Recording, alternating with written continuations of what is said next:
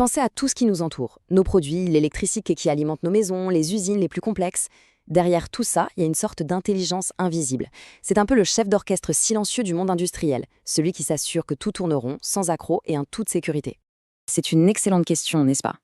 Comment est-ce que tout ça peut fonctionner pratiquement tout seul? Eh bien, la réponse se trouve dans un domaine absolument passionnant, l'ingénierie des systèmes de commande. C'est vraiment le point de rencontre entre la mécanique, l'électricité et l'informatique. C'est là que toute la magie de l'automatisation opère. Alors, le véritable défi, le cœur du problème, c'est de dompter ce qu'on appelle les systèmes dynamiques. Imaginez un peu, un environnement où absolument tout change tout le temps. La température, la pression, la vitesse, tout fluctue. Le but du jeu, c'est de mettre de l'ordre, de la prévisibilité dans ce qui est, au fond, un véritable chaos contrôlé. Pour que ce soit plus clair, prenons un exemple très concret. Un ballon de chaudière dans une usine. La demande en vapeur, elle, n'est jamais stable, elle change sans arrêt.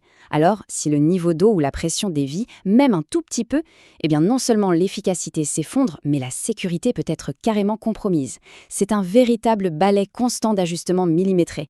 Et justement, pour pouvoir orchestrer ce ballet hyper complexe, les usines modernes sont, elles sont construites autour d'une sorte de système nerveux central.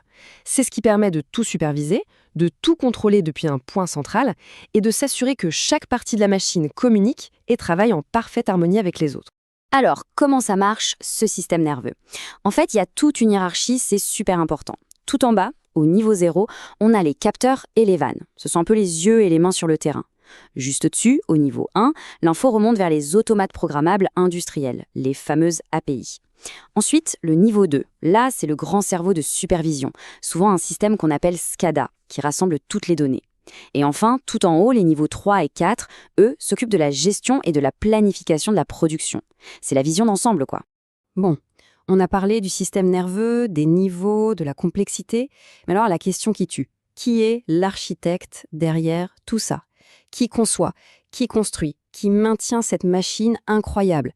Eh bien, c'est précisément le rôle de l'ingénieur en système de commande, le fameux Control Systems Engineer.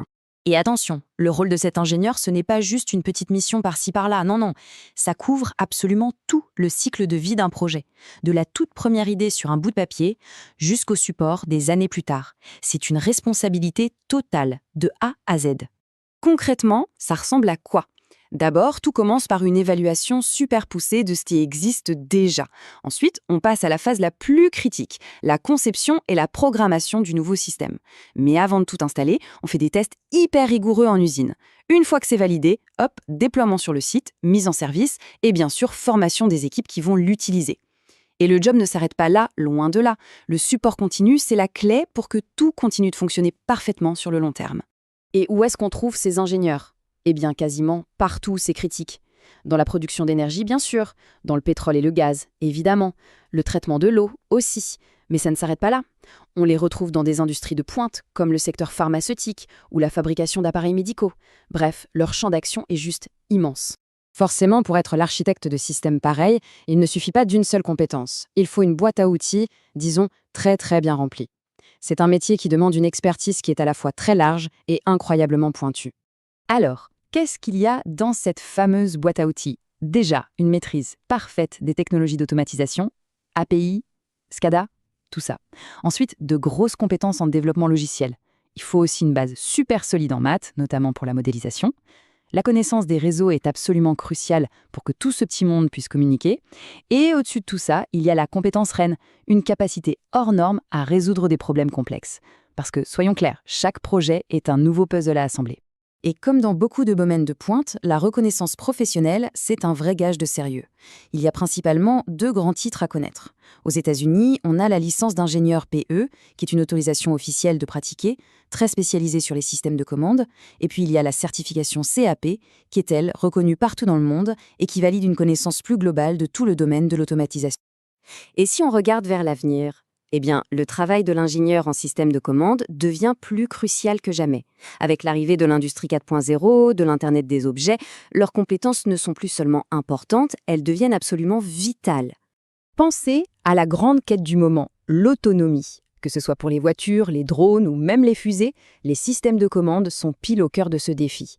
Et cette citation, qui vient du monde de l'aérospatial, le résume parfaitement. Elle nous dit en gros que la complexité, on ne peut pas l'éviter, mais qu'il faut absolument la maîtriser pour que la sécurité reste la priorité numéro 1. C'est tout l'enjeu. Au final, que ce soit pour faire tourner une chaîne de production à la perfection ou pour s'assurer qu'une fusée suive sa trajectoire, ces ingénieurs sont vraiment le nexus, le point de connexion central entre le matériel, le logiciel et les grands objectifs de production. Ce sont, sans l'ombre d'un doute, les véritables architectes de l'industrie de demain. Et tout ça, ça nous laisse avec une question absolument fascinante pour la suite. L'automatisation s'accélère, les systèmes deviennent de plus en plus intelligents, de plus en plus autonomes, ils apprennent, ils s'adaptent. Alors quelle sera la prochaine frontière, la prochaine grande révolution dans les systèmes de commande?